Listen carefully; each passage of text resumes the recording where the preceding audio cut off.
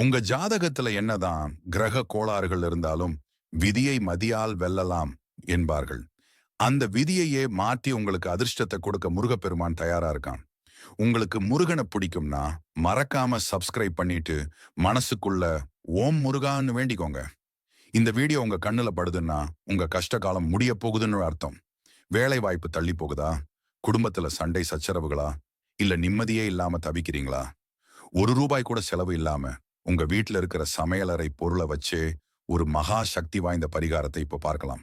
ஒரு கைப்பிடி கற்கண்டு எடுத்துக்கோங்க.